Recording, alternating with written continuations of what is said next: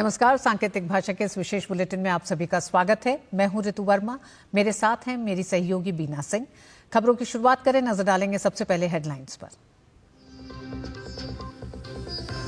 JP Nadda ने विपक्ष के रवैये को बताया दुर्भाग्यपूर्ण। निशिकांत दुबे ने भी भ्रष्टाचार को लेकर नेता प्रतिपक्ष से पूछे 10 सवाल। देश की संसद, सरकार और अर्थव्यवस्था को अस्थिर करने की कोशिश करने का लगाया आरोप।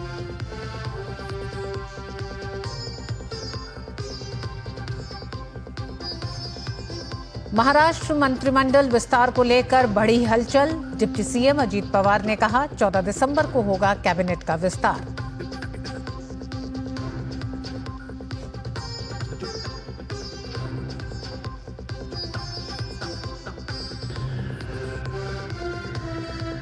सुप्रीम कोर्ट में प्लेसेस ऑफ वर्शिप एक्ट पर हुई सुनवाई। सर्वोच्च न्यायालय ने केंद्र को 4 हफ्ते में जवाब दाखिल करने को कहा।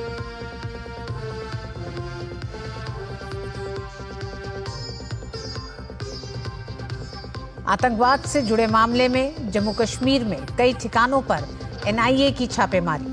असम, महाराष्ट्र, उत्तर प्रदेश और गुजरात में भी तलाशी अभियान जारी।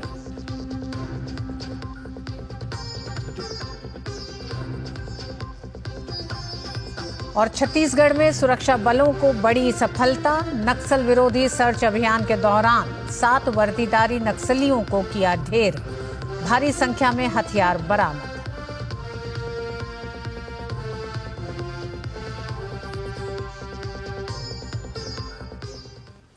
केंद्रीय मंत्री और भाजपा अध्यक्ष जेपी नड्डा ने कहा है कि कांग्रेस अध्यक्ष मल्लिकार्जुन खड़गे ने प्रेस कॉन्फ्रेंस करके राज्यसभा सभापति पर आक्षेप लगाए। ये निंदनीय है, ये दुर्भाग्यपूर्ण और हास्यास्पद है। विपक्ष के नेता श्री मल्लिकार्जुन खड़गे जी, उन्होंने प्रेस कॉन्फ्रेंस करके चेयरमैन के ऊपर आक्षेप लगाए थे।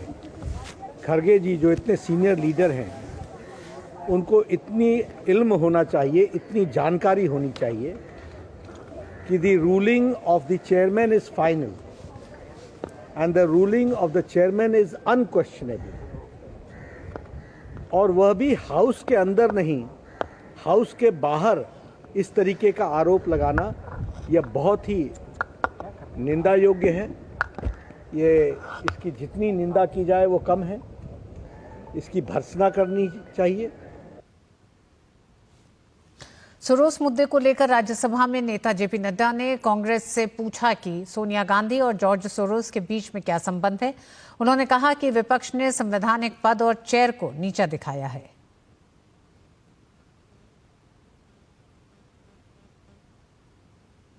देश जानना चाहता है कि इस हाउस की वरिष्ठतम नेता कांग्रेस पार्टी की, उनका क्या संबंध है, सोनिया जी का क्या संबंध है सोरोस से। जो सोरोस इस देश को डिस्टेबलाइज करने के लिए बिलियंस ऑफ डॉलर्स डोनेशन के रूप में देता है और उसकी आवाज कठपुतली बन करके यहां कांग्रेस पार्टी उठाती है और देश को डिस्टेबलाइज करती है। ऐसी स्थिति में यह भर्त्सना करने के योग्य है। इसकी जितनी भी भर्त्सना की जाए वो कम है। और जो देश को भटकाने का प्रयास है, देश माफ नहीं करेगा सभापति जी। और इस तरीके से संवैधानिक पदों को की गरिमा को ठेस पहुंचाने का जो प्रयास है, उसकी भारतीय जनता पार्टी और ये हाउस इसकी निंदा करती है।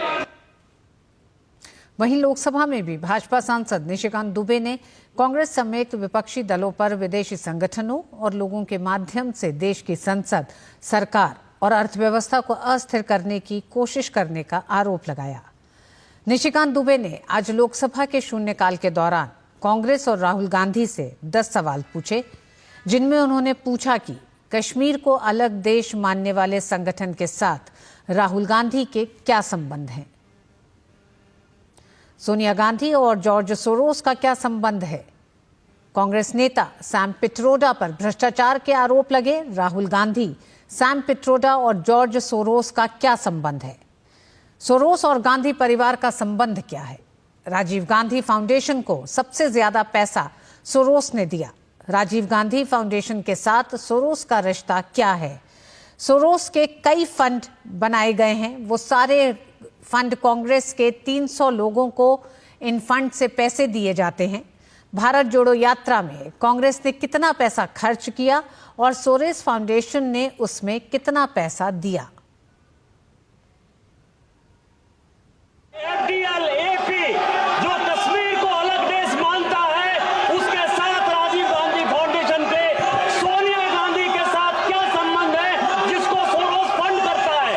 सोनिया और सोरोस का रिश्ता क्या है? नाम्बियर कमेटी की रिपोर्ट ये कहती है 150 करोड़ का घोटाला सैम पित्रोदा ने किया।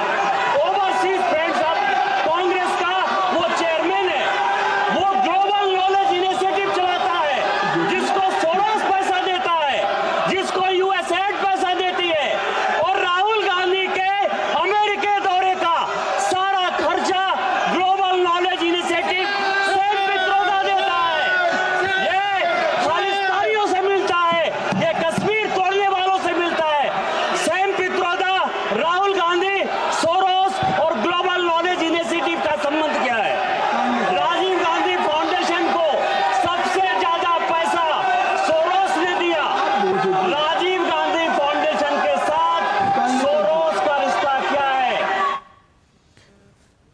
केंद्रीय मंत्री गिरिराज सिंह ने आज सोनिया गांधी और जॉर्ज सोरोस को लेकर आरोप लगाया कि कांग्रेस जवाब दे कि उनका आपस में क्या संबंध है। संसद भवन परिसर में केंद्रीय मंत्री ने दोनों की तस्वीरें भी दिखाई।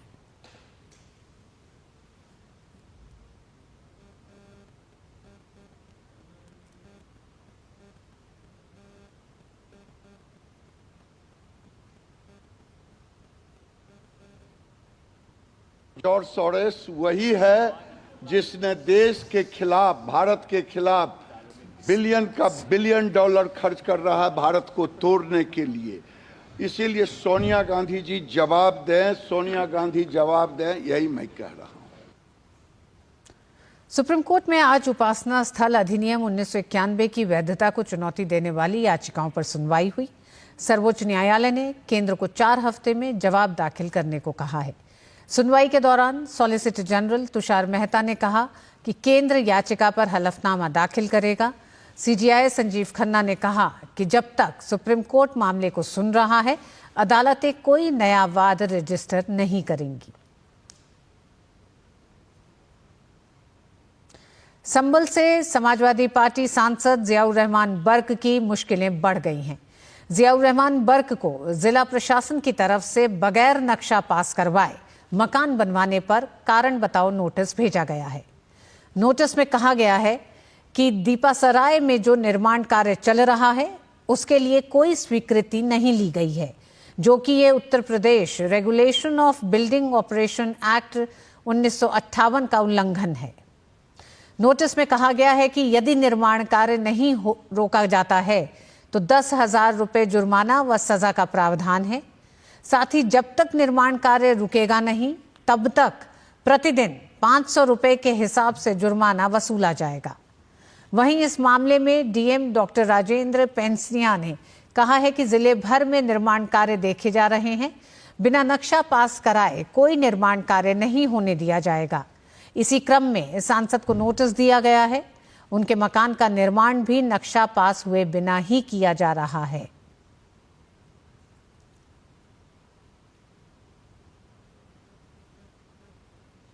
विनियमित क्षेत्र के अंदर किसी भी व्यक्ति को निर्माण करने से पहले नक्शा पास कराना होता है, तो उसी के अंतर्गत अनेक नोटिस जारी किए गए हैं। इसी के अंतर्गत ये नोटिस जारी किया गया। वक्फ बोर्ड संशोधन बिल पर बने जेपीसी के साथ कल देवबंद के दारुल उलूम संस्था के साथ बैठक हुई, जिसमें दारुल उलूम के प्रतिनिधियों ने अपनी बात जेपीसी के सामने रखी।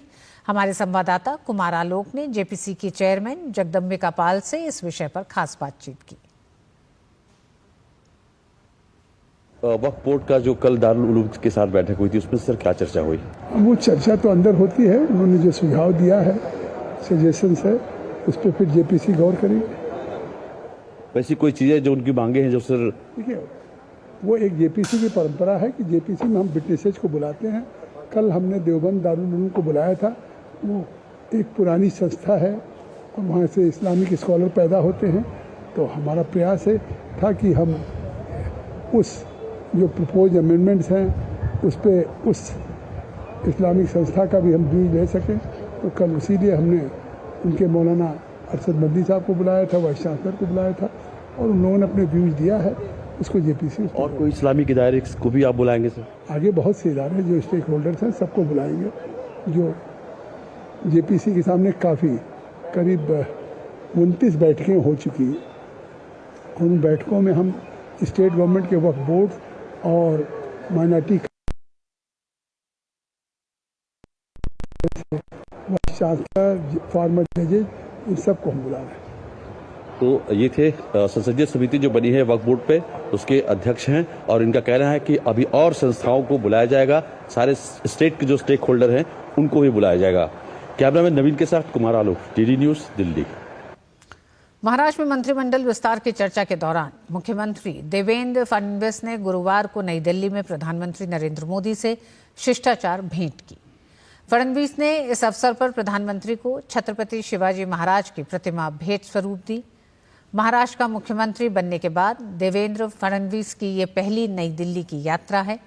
इससे पहले बुधवार को उन्होंने राष्ट्रपति द्रौपदी मुर्मू और उपराष्ट्रपति जगदीप धनखड़ से मुलाकात की थी। सीएम देवेंद्र फडणवीस ने कहा है कि कैबिनेट विस्तार का फॉर्मूला पहले से ही तय है और जल्द ही इसके बारे में पता चल जाएगा।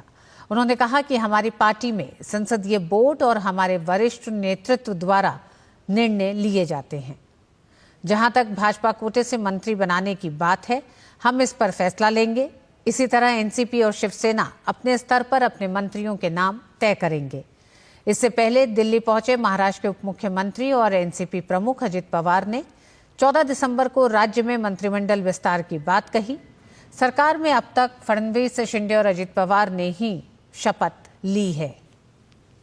हाल ही में हुए चुनाव में महायुति गठबंधन की ओर से बीजेपी के 132, शिंदे की शिवसेना के 57 और अजित पवार के एनसीपी के 41 विधायकों ने जीत हासिल की है। अब बड़ा विषय यह है कि किस दल को कौन सा विभाग दिया जाए। कैबिनेट एक्सपेंशन 14 तारीख को होगा पूरा, ऐसा उन्होंने बताया। प्रधानमंत्री नरेंद्र मोदी कल उत्तर प्रदेश के दौरे पर रहेंगे। प्रधानमंत्री प्रयागराज में संगम स्थल पर पूजा अर्चना और दर्शन करेंगे। इसके बाद अक्षयवट वृक्ष स्थल पर पूजा करेंगे। प्रधानमंत्री हनुमान मंदिर और सरस्वती कूप में भी दर्शन और पूजा करेंगे। इसके अलावा प्रधानमंत्री प्रयागराज में 6,670 करोड़ रुपए से अधिक की लागत वाली कई विकास परियोजनाओं का उद्घाटन और शुभारंभ करेंगे। प्रधानमंत्री महाकुंभ 2025 के लिए विभिन्न परियोजनाओं का उद्घाटन करेंगे। इसमें प्रयागराज में आधारभूत सुविधाओं को बढ़ावा देने और निर्बाध संपर्क प्रदान करने के लिए 10 नए रोड ओवर ब्रिज या फ्लाईओवर, स्थायी घाट और रिवर फ्रंट सड़कें जैसी विभिन्न रेल और सड़क परियोजनाएं शामिल होंगी। स्वच्छ और निर्मल गंगा के प्रति अपनी प्रतिबद्धता के अनुरूप प्रधानमंत्री गंगा नदी की ओर जाने वाले छोटे नालों को रोकने, टैप करने, मोड़ने और उपचारित करने की परियोजनाओं का भी उद्घाटन करेंगे।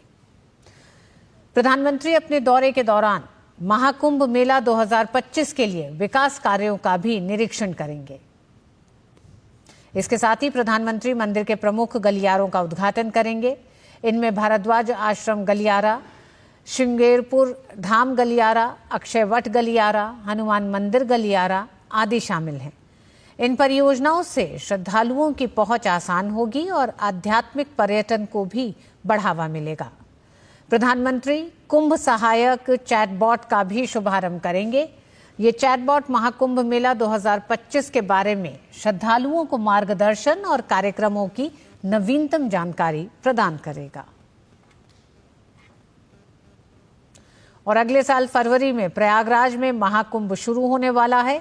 इसकी जानकारी देते हुए केंद्रीय संस्कृति एवं पर्यटन मंत्री गजेंद्र सिंह शेखावत ने कहा, सरकार ने महाकुंभ की तैयारियां पूरी कर ली हैं। कुंभ में देश के प्रसिद्ध कलाकार अपने अपने कार्यक्रम की प्रस्तुति भी देंगे। कार्यक्रम के माध्यम से देश की संस्कृति की झलक प्रयागराज में देखने को मिलेगी। पूरे कुंभ के पेला परिक्षेत्र में लगभग 10 से ज्यादा ऐसी जगह चिन्हित करके और संस्कृति मंत्रालय को देने का ऐसा निर्णय किया है जहां हम भारत की सांस्कृतिक वैभव को दिखाने के लिए दिन भर कुछ न कुछ प्रोग्राम अलग अलग तरह से बदल करके पूरे कुंभ में इस तरह के डिपिक्ट कर सके। तो आने वाले समय में कुंभ जो है उसमें भारत के ऐसे ख्यातनाम सारे कलाकार विभिन्न विधाओं के, जिसमें SNA अवार्डीज भी हैं, पद्मा अवार्डीज भी हैं, जिसमें NSD के प्रोडक्शंस भी हैं, हमारी जो जोनल कल्चरल सेंटर्स हैं उनके ऐसे अवार्डेड कलाकार जो हैं वहां रह करके 15 दिन तक अपनी विधाओं का प्रदर्शन वहां करने वाले हैं। साथ ही केंद्रीय संस्कृति एवं पर्यटन मंत्री ने कहा कि पीएम मोदी के नेतृत्व में उनके व्यक्तिगत प्रयासों के चलते अब तक 345 ऐसी धरोहर हैं जो भारत में वापस लौट चुके हैं। भारत की सांस्कृतिक वैभव को दिखाने के लिए जो कलाकृतियों को उकेरा गया था मूल प्रति में, उसको लेकर के एक पुस्तक भी हमने अभी रिलीज की है। उसको लेकर के भी आने वाले समय में हम कुछ कार्यक्रम जो है इस दिशा में आयोजित करने वाले हैं। भारत की धरोहर जो गुलामी के कालखंड में और उसके बाद में चोरी छुपे भारत से बाहर ले जाई गई, आजादी से लेकर के क्योंकि सरकारों का विरासत के प्रति सम्मान नहीं था, इसके चलते हुए केवल 13 ऐसी एंटिक्विटीज थी हमारी जो आजादी के बाद में भारत में वापस लौटी थी। लेकिन सम्मानीय प्रधानमंत्री जी के नेतृत्व में विरासत का सम्मान करने वाली सरकार और प्रधानमंत्री जी के व्यक्तिगत प्रयासों के चलते हुए अब तक 345 ऐसी धरोहरें भारत में वापस लौटी हैं। राहुल गांधी के हाथरस दौरे को लेकर उत्तर प्रदेश के उप मुख्यमंत्री ब्रजेश पाठक ने निशाना साधा। उन्होंने कहा कि हाथरस मामले की जांच सीबीआई कर रही है और मामला कोर्ट में चल रहा है, लेकिन राहुल गांधी उत्तर प्रदेश को अराजकता और दंगों की आग में झोंकना चाहते हैं, लोगों को भड़काना चाहते हैं। राहुल गांधी जी, आप दिग्भ्रमित हैं, आपके अंदर निराशा का भाव है, आप फ्रस्ट्रेशन का शिकार हैं। आपको पता ही नहीं है कि हाथरस में सीबीआई ने जांच कर ली है, कानून के तहत माननीय अदालत में मामला चल रहा है। जबकि आप दूसरी तरफ कभी हम देखते हैं आप संभल जाना चाहते हैं, कभी अलीगढ़ जाना चाहते हैं, पूरी तरह से आप डिरेल्ड हो चुके हैं। आपसे मेरा अनुरोध है, उत्तर प्रदेश आज नंबर 1 का राज्य इंफ्रास्ट्रक्चर के मामले में, कानून व्यवस्था के मामले में बनने के लिए तेजी के साथ आगे बढ़ रहा है। उत्तर प्रदेश की कानून व्यवस्था की चर्चा पूरे राष्ट्र में होती है। आज हम कह सकते हैं औद्योगिक क्रांति उत्तर प्रदेश में आ रही है, जबकि आप उत्तर प्रदेश को अराजकता की आग में, दंगों की आग में झोंकना चाहते हैं, लोगों को भड़काना चाहते हैं। कृपया ऐसा न करें, मैं आपसे विनती करता हूं। केंद्रीय राज्य मंत्री एसपी सिंह बघेल ने कांग्रेस सांसद और नेता विपक्ष राहुल गांधी के हाथरस दौरे को लेकर कहा कि राहुल गांधी देश का ध्यान भटकाने के लिए हाथरस गए हैं।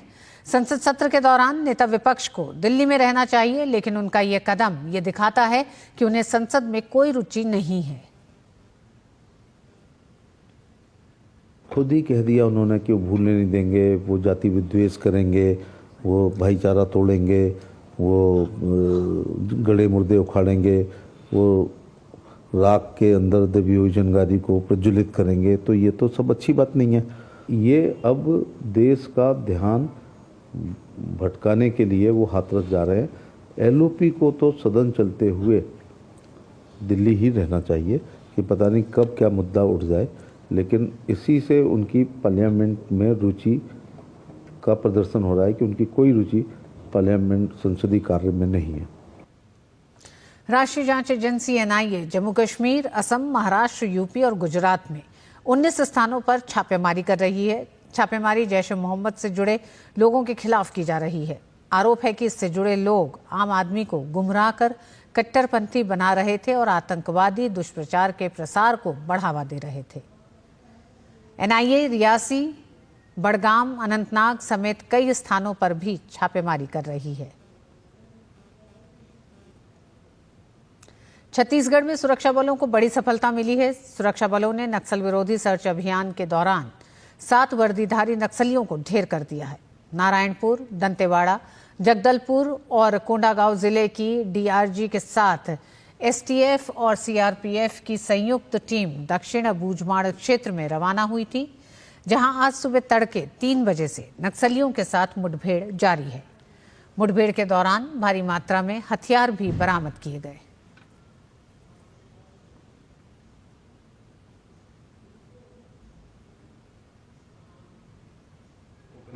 तो उसमें जवानों द्वारा भी फायरिंग जवाबी कार्रवाई की गई। इसमें कुल मुठभेड़ में 7 नक्सलियों का शव बरामद हुआ है हथियार से और सभी जवान सुरक्षित है और अभी भी अब ऑपरेशन जारी है। लगभग सुबह 3 बजे से लेके अब तक रुक कर कई बार मुठभेड़ हो चुकी है नक्सलियों के साथ।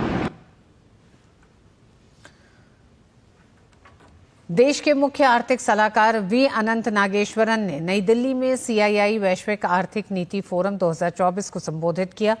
इस दौरान उन्होंने देश की अर्थव्यवस्था की मजबूती और उसके सामने मौजूदा चुनौतियों पर विस्तार से बात की। नागेश्वरन ने कहा कि कोविड के बाद मोदी सरकार की नीतियों के कारण देश की जीडीपी के सापेक्ष में पूंजी प्रवाह में बढ़ोतरी हुई है।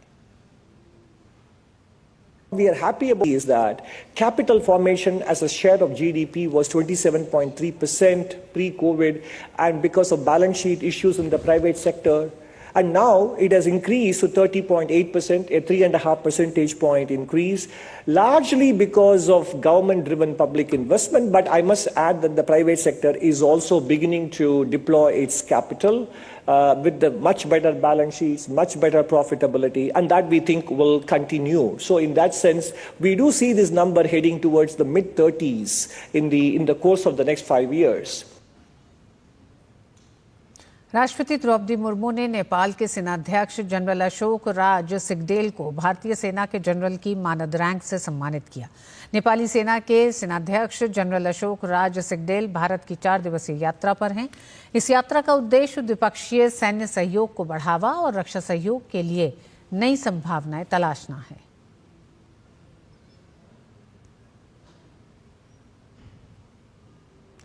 केंद्र की मोदी सरकार ने विदेश में फंसे अपने नागरिकों की सुरक्षित घर वापसी के अभियान को सफलतापूर्वक पूरा करने में लगी है। सीरिया में राजनीतिक घटनाक्रम के बाद मंगलवार को भारत ने वहां फंसे अपने 75 नागरिकों को सुरक्षित निकाल लिया है। अब निकाले गए लोगों को भारत लाया जा रहा है। निकाले गए लोगों में जम्मू कश्मीर के 44 जायरीन भी शामिल थे। ऑपरेशन को दमिश्क और बेरूत में भारतीय दूतावासों द्वारा लोगों को सुरक्षित निकाला गया। सुरक्षित वापस आए रवि भूषण ने केंद्र सरकार का आभार व्यक्त किया। हॉकी के राष्ट्रीय और अंतर्राष्ट्रीय मुकाबले अब देश के हर घर में देखे जाएंगे। दरअसल भारत के राष्ट्रीय प्रसारकर्ता दूरदर्शन ने ऐतिहासिक कदम उठाते हुए हॉकी इंडिया लीग के साथ आधिकारिक प्रसारण भागीदार के तौर पर करार किया है। गुरुवार को प्रसार भारती के अध्यक्ष नवनीत सहगल और हॉकी इंडिया लीग के संचालन समिति के सदस्य भोलानाथ सिंह के बीच इस करार पर हस्ताक्षर हुआ। इस करार पर हस्ताक्षर के दौरान प्रसार भारती के अन्य अधिकारीगण भी मौजूद रहे। 28 दिसंबर से शुरू होने वाले हॉकी इंडिया लीग का सीधा प्रसारण अब डीडी स्पोर्ट्स सहित प्रसार भारती के OTT प्लेटफॉर्म पर भी देखा जा सकता है।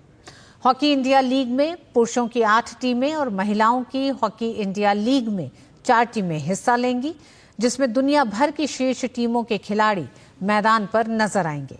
इस मौके पर प्रसार भारती के अध्यक्ष नवनीत सहगल ने कहा कि दूरदर्शन पर हॉकी इंडिया लीग के मुकाबलों का सीधा प्रसारण होने से हॉकी को देश के कोने कोने में पहुंचने में मदद मिलेगी। ये एक मील का पत्थर साबित होगा देश में खेलों को प्रोत्साहन करने के लिए। माननीय प्रधानमंत्री जी का जो उनका एक सिद्धांत है, उनका एक लक्ष्य है, उनका एक संदेश है कि हमको खेलों में आगे आना है। और पिछले 10 वर्षों में देश ने विभिन्न खेलों में बहुत अच्छा प्रदर्शन भी किया है, नई नई सुविधाएं बनी हैं। तो ये उसी के क्रम में एक नया मील का पत्थर है कि जिसमें हॉकी इंडिया और प्रसार भारती का एग्रीमेंट हुआ है कि आज से हॉकी इंडिया के जितने भी कार्यक्रम हैं, वो न केवल हॉकी इंडिया लीग है बल्कि नेशनल चैम्पियनशिप है, जो और चैम्पियनशिप्स हैं, वो सब डीडी स्पोर्ट्स पे लाइव दिखाई जाएंगी। न केवल डीडी स्पोर्ट्स चैनल पे बल्कि जो हमारा OTT पे चैनल है उसमें भी वो लाइव दिखाई जाएंगी। तो वो पूरे देश में एक निशुल्क प्रसारण का ये हमारा प्रयास है, एक नेशनल ब्रॉडकास्टर होने के नाते। और इसी के साथ इस बुलेटिन में बस इतना ही। हमें दीजिए अनुमति। नमस्कार।